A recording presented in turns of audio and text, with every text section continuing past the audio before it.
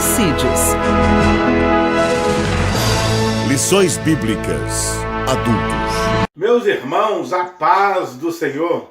Estamos de volta para mais um subsídio da Escola Bíblica Dominical.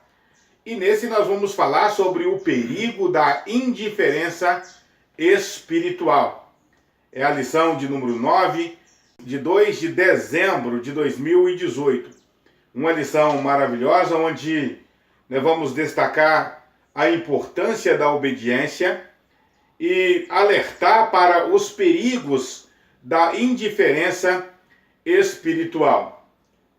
A nossa lição de hoje está baseada no livro de Mateus, no capítulo 21, a partir do versículo 28 até o versículo 32, que é a nossa leitura bíblica em classe, que fala da parábola dos dois filhos.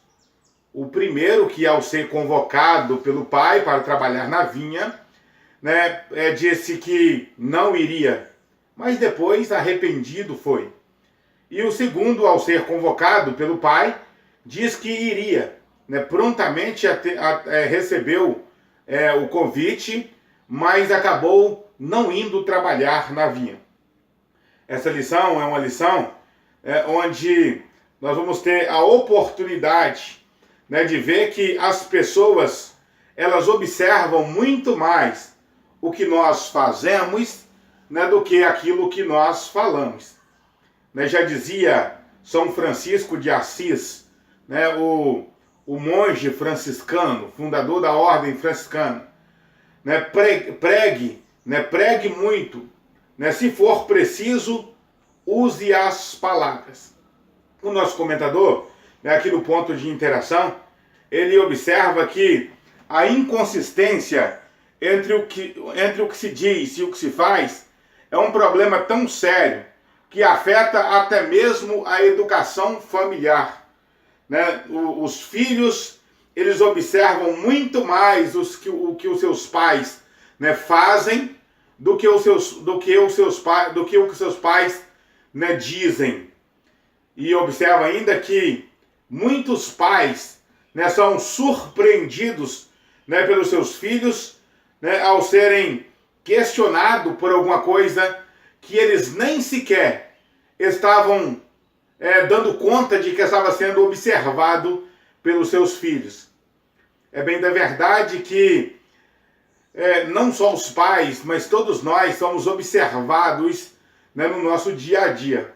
Assim como a atitude desses dois filhos é observado ao longo dos anos, ao longo dos tempos, a atitude de cada um de nós também é observada diante de Deus e da sociedade. Antes de comentar o nosso assunto, de prosseguir comentando aí do nosso assunto, eu gostaria de agradecer a você que já se inscreveu no canal Mensagem de Fé e Esperança. O nosso muito obrigado. Muito obrigado também aos nossos amados irmãos que têm deixado aí um comentário no vídeo passado. Isso é muito bom. Isso alegra muito o nosso coração e é de muita valia. Portanto, que Deus continue abençoando você, continue abençoando a sua casa, o seu ministério, de maneira maravilhosa. E você que não se inscreveu ainda, se inscreva. O que você está esperando? Vai lá na barrinha inscrever-se e ao inscrever-se, ative o sininho para que você possa receber as notificações de tudo que postarmos aqui no canal Mensagem de Fé e Esperança. Toda semana um conteúdo da EBD para edificar a sua vida, edificar o seu ministério. Posto essas considerações, o nosso texto áureo está no livro de João, o Evangelho de João, o capítulo 15 e o versículo 14, que diz: Vós sereis meus amigos se fizerdes o que eu vos mando. Observa-se que Jesus não diz: Vós sereis meus amigos se prometerem de fazer o que eu vos mando. Ele não diz: Vós sereis meus amigos se disserem que vão fazer o que eu vos mando. Vós sereis meus amigos se fizerdes. Se fizermos o que é ordenado por Jesus, nós seremos seus amigos. Se não, nós nos tornaremos como o segundo filho, né, indiferentes, né, para com o Senhor nosso Deus. A nossa verdade prática diz: as palavras dos filhos de Deus devem condizer com aquilo que eles praticam. E eu ainda devo dizer ainda que, se for para que as nossas palavras sejam contrariadas, né, se for para contrariarmos as nossas palavras, né, que seja sempre para o bem, né, no sentido de que às vezes falamos que não vamos fazer, que não estamos aptos, que estamos cansados, mas como o primeiro filho diz que não faria, mas acabou fazendo. Então, se for para contrariar a nossa palavra, se for para deixar de cumprir a palavra que falamos, que seja sempre para o bem, para o engrandecimento, né, do reino do Senhor nosso Deus. Jesus disse: seja o vosso falar sim, sim, não, não, porque o que passa disso é procedência maligna. Quando nós prometemos, né, como o segundo filho prometeu que iria trabalhar na vinha e não cumpriu, isso desagrada frontalmente o Todo-Poderoso. Antes de a gente prosseguir, né, com a nossa discussão, eu gostaria de sugerir para você a leitura diária, né, nessa semana, na próxima semana, né, na segunda-feira. O tema vai ser: Deus anela que haja disposição em nós em obedecê-lo. Né? Na terça-feira, né, que a obediência vale mais do que o sacrifício. Baseado no caso lá de Saul, né, que é repreendido por Samuel, quando Deus o manda matar os amalequitas, e ele poupa o melhor das ovelhas, né, dizendo que era para sacrificar ao Senhor. Deus o repreende por meio de Samuel, dizendo: porventura tem prazer o Senhor, né, em sacrifício, mais do que de que se obedeça à sua vontade? Né? Pelo contrário, né, o obedecer é melhor do que o sacrificar e melhor do que a gordura dos carneiros. Na quarta-feira, que o nosso amor a Cristo é demonstrado por nossa obediência. Então é sobre isso que nós vamos, né, falar, que nós vamos ler, né, na quarta-feira, né, com a nossa família. Que o amor a Cristo é demonstrado por nossa obediência. Quem não ama a Cristo, quem não obedece a Cristo, não pode dizer que o ama. Né, na quinta-feira, né, que devemos obedecer ao Senhor mais do que as autoridades civis. Né, se uma causa, né, entrar em conflito com a lei, né, se alguma situação entrar em conflito com a lei, a gente deve pesar a quem a gente deve obedecer, se à lei ou se ao Senhor. E sempre priorizar a obediência ao Senhor, como diz Pedro e João, quando são repreendidos pelas autoridades, né, romanas. Importa-nos obedecer mais a Deus do que os homens. Na sexta-feira, né, que a prova do nosso amor não são as palavras, e sim a nossa obediência. E por fim, no sábado, né, Jesus é o nosso modelo de obediência. Né? Quando nós buscamos, né, um modelo de obediência, nós prontamente o temos na pessoa do nosso Senhor e Salvador Jesus Cristo. Pois bem, posto com essas considerações, agora sim, o nosso primeiro ponto vai falar aí sobre interpretando a parábola dos dois filhos. Né? Primeiro, o contexto da parábola. A parábola traz a cena de um proprietário em busca de trabalhadores, né, para a sua vinha, que dessa vez, na narrativa, são os seus próprios filhos. Né? O proprietário da vinha, ele sai em busca de trabalhadores, vai em busca de trabalhadores, mas ele começa recrutando os trabalhadores, né, pela sua casa, né? Começa recrutando os trabalhadores, né, dentro mesmo do seu lar. E ele chama o seu primeiro filho e diz: filho, vai hoje trabalhar na minha vinha. E o filho diz, pai, eu não vou não, né? Não quero ir, não vou. Mas depois ele diz, eu vou sim, eu vou. E acaba indo trabalhar na vinha. Quando chama o segundo, né, diz, filho, vai hoje trabalhar na minha vinha? O filho diz, pai, pode deixar que eu vou, tá tudo certo. Mas acaba não indo. É interessante que notemos, né, que o texto usa exatamente essas palavras, vai hoje trabalhar na minha vinha. Mostrando que trabalhar na vinha do Senhor é urgente, é hoje. É hoje que Deus nos chama para o seu trabalho. É hoje que Deus nos chama para a sua obra. Se deixarmos para amanhã, pode não dar tempo. Se deixarmos para amanhã, pode ser tarde demais. É hoje, portanto, que Deus nos convoca para trabalhar em sua vinha. O contexto dessa parábola, né, fala de Israel, que foi, né, convocado para o trabalho, né, do Senhor, e que prontamente atendeu o convite, dizendo que iria trabalhar, mas acabou não indo, né, fazer a obra. E o povo, né, gentílico, os pecadores, as meretrizes, né, que foram convidados para o trabalho, e disse que não iria, mas acabou indo. Algumas Bíblias, algumas versões, né, invertem o texto. Né? Portanto, né, se colocarmos o primeiro no lugar do segundo, não causa alteração na parábola. O que a gente precisa de entender que o filho que disse que não ia e acabou indo é os gentios, os publicanos, né, os proscritos, como diz Kenneth Bailey, né, no livro As Parábolas de Lucas. Pessoas que estavam fora do contexto, né, do reino e que categoricamente disseram que não obedeceriam à vontade de Deus. Né? Nações pagãs que recusaram sempre fazer a vontade de Deus, mas em um determinado momento ouviram o apelo e acabou cedendo à vontade de Deus.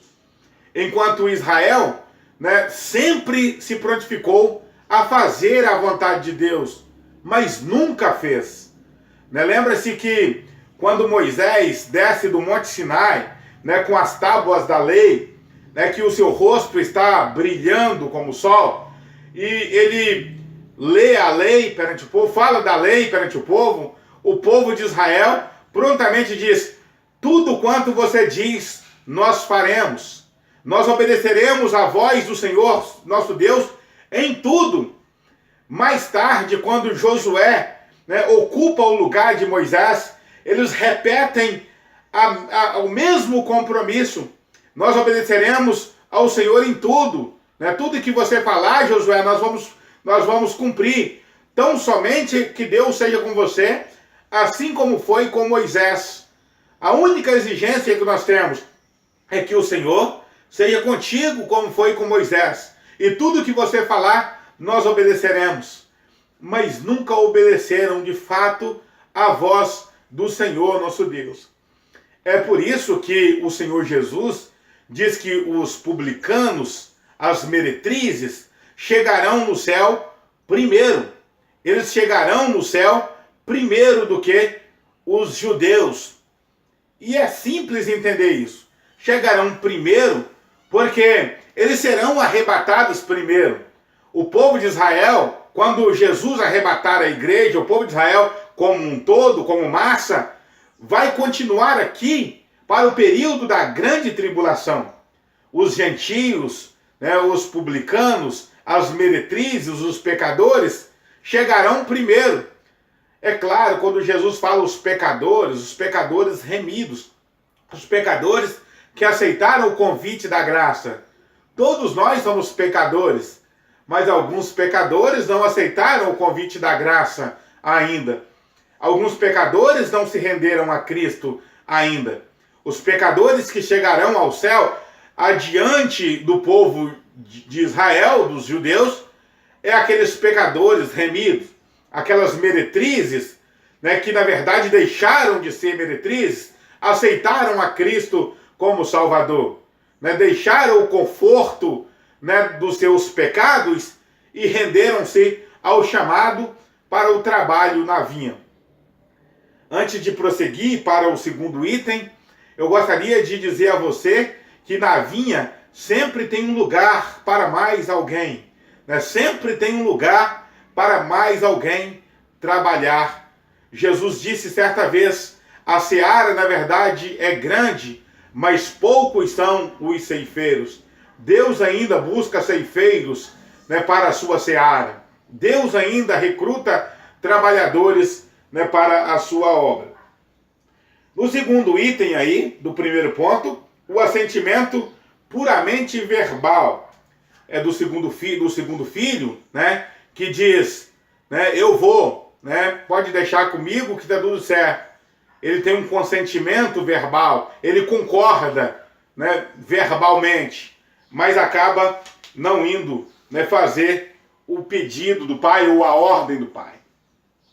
Né, aqui no finalzinho do tópico diz, porém, como já sabemos, apesar dessa concordância imediata do segundo filho em ir, na prática transforma-se em nada, pois ele não obedece de fato à ordem do pai. É bom que se diga que palavras bonitas não resolvem para Deus, né? Pessoas bem educadas, né? Pessoas que falam bem, né? Que têm uma boa oratória, que têm uma boa dicção, que sabe se comunicar, sabe falar em público, é carismático, mas isso não resolve. O que resolve no reino de Deus é o trabalho, é aceitar o convite da graça e trabalhar para o reino. Trabalhar para o reino é aceitar aquilo que o reino de Deus nos impõe, aquilo que o reino de Deus coloca para nós como condição.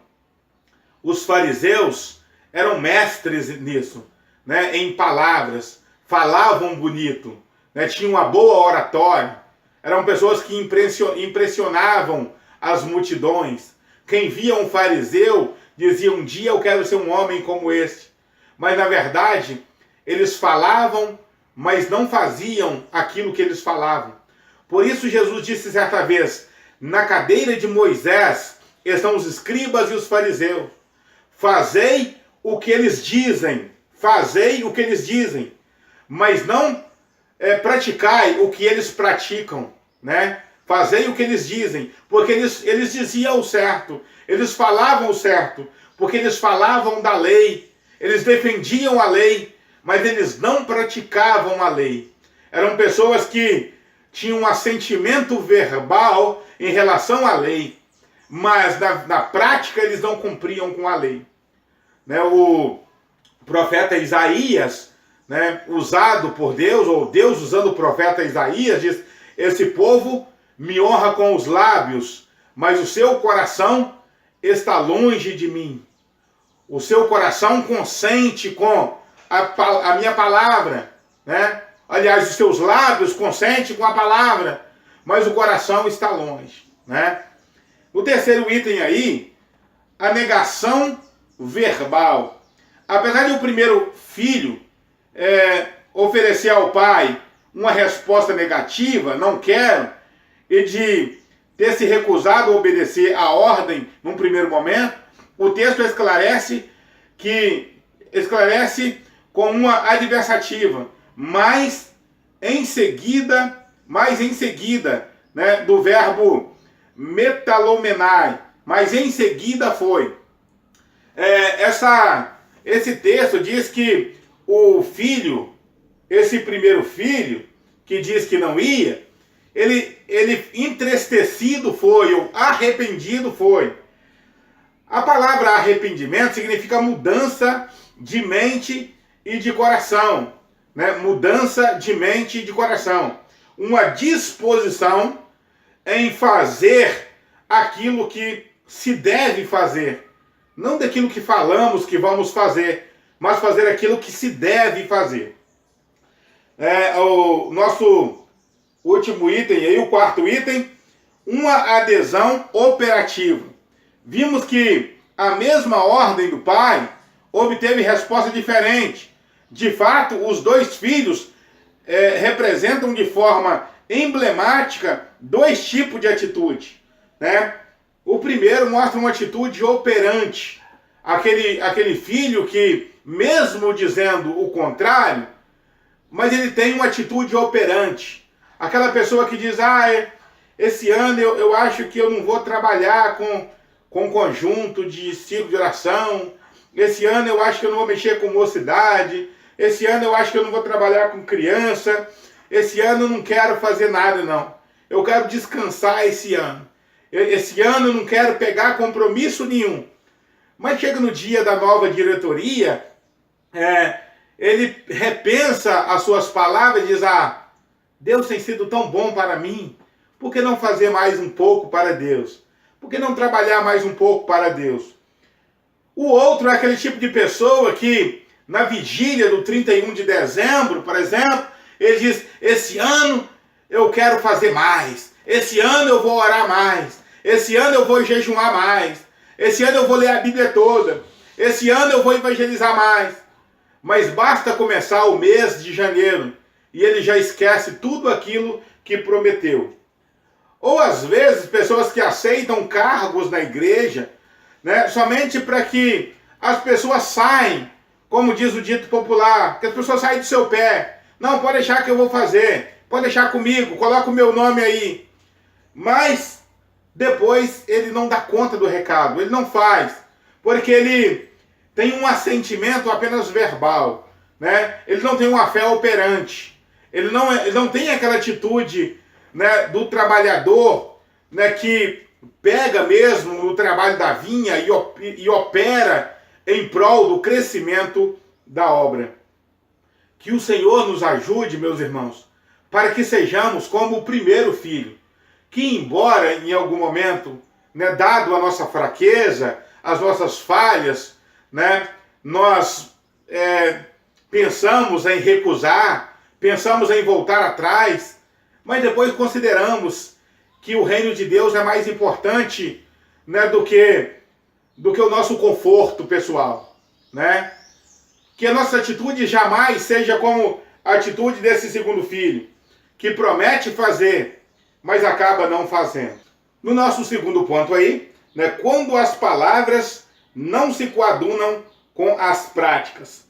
No primeiro item, né, palavras estéreis. A obediência ao Senhor não consiste em proferir palavras estéreis e religiosidades, mas em praticar a verdade revelada na palavra.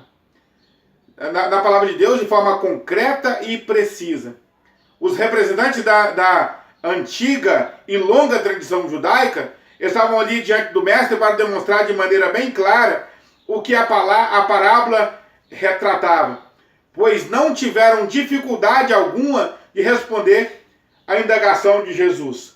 Quando Jesus pergunta qual dos dois filhos que foi coerente, qual dos dois filhos que fez certo, ele diz, é o primeiro, aquele filho que disse que não ia fazer, mas fez. Jesus coloca essa parábola, né, para ser uma grande juíza entre os fariseus e as suas próprias atitudes, né? Quando eles respondem, né, que o primeiro filho fez certo, na verdade, eles mesmos estavam decretando o julgamento, né, sobre as suas atitudes, porque eram mestres nisso, mestres em falar e não cumprir, né? Mestres em colocar julgo nas costas, né, dos outros que eles mesmos não podiam carregar, né? Jesus condenou a atitude farisaica por estreitar tanto a porta. Jesus diz, vocês nem passam e nem deixam as pessoas passarem, né? Eram palavras estéreis, religiosidade estéril, né? Religiosidade vazia, né? A parábola, né, essa parábola dos dois filhos ataca frontalmente a religiosidade estéril dos fariseus. O segundo item aí, o arrependimento conduz à prática. nós já falamos um pouquinho nisso, é bom, né, dizer que arrependimento é diferente de remorso. Remorso é aquele tipo de atitude, né, de uma pessoa que não se arrependeu coisa nenhuma. Ela se entristece porque ela perdeu benefícios. Ela se entristece porque ela deixou de alcançar alguma coisa. Mas ela não está arrependida nada. O arrependimento segundo Deus, né, Paulo falando sobre isso, que o arrependimento segundo Deus opera a salvação. Já o arrependimento segundo o mundo, que na verdade não é arrependimento, é um remorso, né, opera a condenação. Uma pessoa arrependida, ela necessariamente muda de atitude. Uma pessoa arrependida, necessariamente, ela vai mudar, né, o seu jeito de agir, né, de pensar, de falar, o seu jeito de viver. No terceiro item aí, palavras e ações devem se coadunar. Infelizmente, a prática de falar e não agir em conformidade é um triste reflexo do homem decaído e mau caráter humano.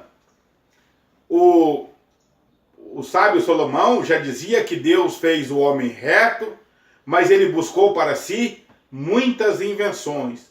Deus fez o homem reto, com uma mente e um caráter ilibado, sério e reto.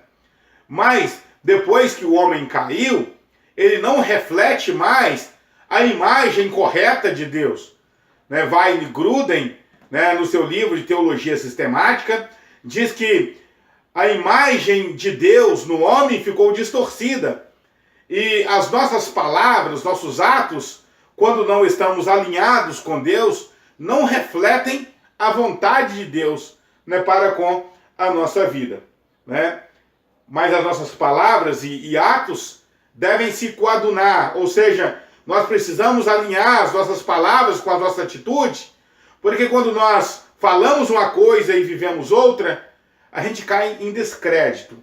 Ninguém acredita em uma pessoa, cujas ações não conferem, não coadunam-se com as suas palavras. Alguém disse certa vez, ao ser questionado por um terceiro, as suas palavras, as suas atitudes falam tão alto que eu não consigo ouvir as suas palavras. Dando uma reprimenda desse indivíduo, diz, as suas atitudes falam tão alto que eu não consigo ouvir as suas palavras. Que o Senhor nos ajude para que as nossas palavras, elas sejam palavras que glorifiquem o nome do Senhor. Glorifiquem o nome do Senhor por causa das nossas ações, que se coadune, que esteja em sintonia, com as nossas palavras. No terceiro e último ponto, um chamado para fazer a vontade de Deus. Primeiro item aí, a impossibilidade da obediência da lei.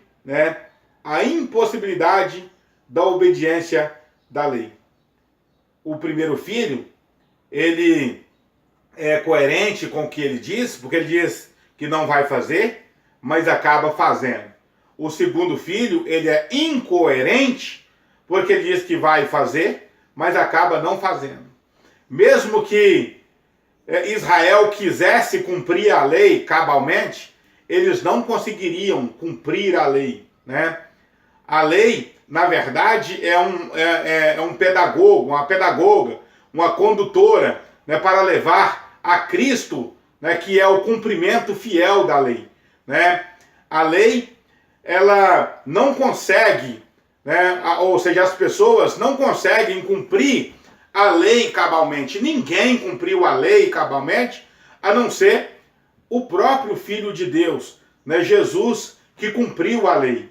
Ele cumpriu a lei, nos dando nele um modelo perfeito para que também cumpramos a lei. Quando nós seguimos as palavras de Jesus, quando seguimos a orientação de Jesus, aí sim nós podemos cumprir a lei. Por isso o apóstolo Paulo diz que a letra mata, mas o que vivifica é o Espírito. A letra da lei. a letra fria da lei. Inclusive no Sermão do Monte, né, Jesus parece que aperta mais a lei que já era difícil de cumprir, Jesus aperta um pouco mais ainda. Quando ele diz, não diz os antigos que não podem adulterar? Eu digo, porém, que qualquer que olhar para uma mulher com uma intenção, né, impura, já em seu coração adulterou com ela. Vocês não dizem que não podem matar? Eu digo o seguinte, que não pode nem ter raiva, né, nem encolerizar contra o seu irmão. Qualquer que encolerizar contra o seu irmão já é réu de juízo ou réu de sinédrio. Jesus, quando coloca isso, ele está dizendo que o que nós precisamos observar, na verdade, não é simplesmente a letra da lei, mas o espírito da lei, né? O espírito da lei. A lei, ela estava dividida em dois grandes grupos, né? Um grupo, né, o primeiro grupo de 6 mandamentos, né, que ali é o primeiro grupo de 4 mandamentos, né, que coloca o homem em contato direto com Deus, e o segundo grupo que coloca o homem em contato com o seu próximo. Por isso mesmo que Jesus resume a lei em 2. Amarás ao Senhor seu Deus sobre todas as coisas e ao seu próximo como a ti mesmo. Quando nós amamos a Deus de todo o nosso coração e quando nós amamos o nosso próximo, aí está o cumprimento fiel, né, da lei. Mas fora de Cristo, né, a parte de Cristo, não existe, né, meio, não existe jeito, né, de se cumprir a lei. O segundo item aí, a fé desobediente, né, a fé desobediente.